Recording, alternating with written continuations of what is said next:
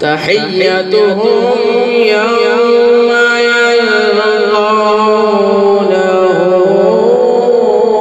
السلام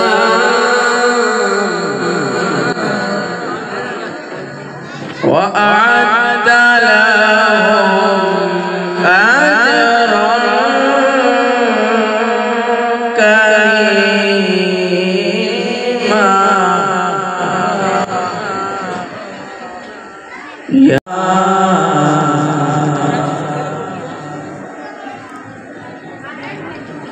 يا أيها النبي إنا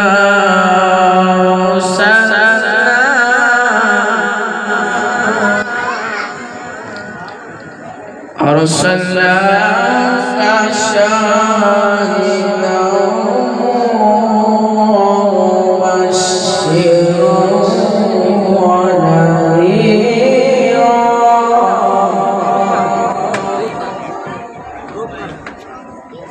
وداعيا إلى الله بإذنه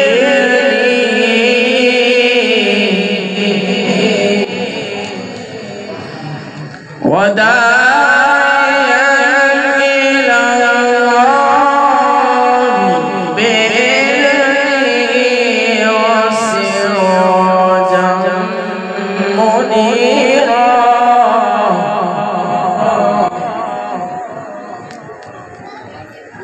وبشر المؤمنين بأن لهم من الله فضلا كبيرا ولا تطع الكافرين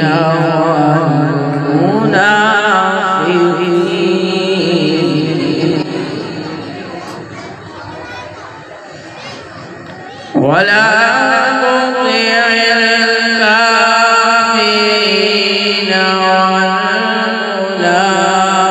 والمنافقين